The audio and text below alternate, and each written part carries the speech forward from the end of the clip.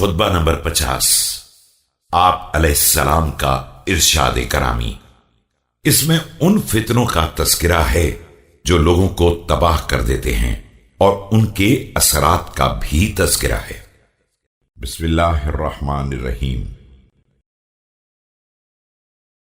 فتنوں کی ابتدا ان خواہشات سے ہوتی ہے جن کا اتباع کیا جاتا ہے، اور ان جدید ترین احکام سے ہوتی ہے جو گڑھ لیے جاتے ہیں اور سراسر کتاب خدا کے خلاف ہوتے ہیں۔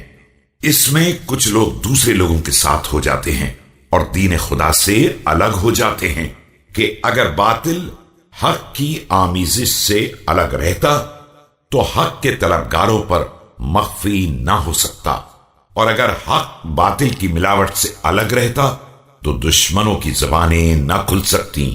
لیکن ایک حصہ اس میں سے لیا جاتا ہے اور ایک اس میں سے، اور پھر دونوں کو ملا دیا جاتا ہے، اور ایسے ہی مواقع پر شیطان اپنے ساتھیوں پر مسلط ہو جاتا ہے، اور صرف وہ لوگ نجات حاصل کر پاتے ہیں جن کے لیے پروردگار کی طرف سے نیکی پہلے ہی پہنچ جاتی ہے۔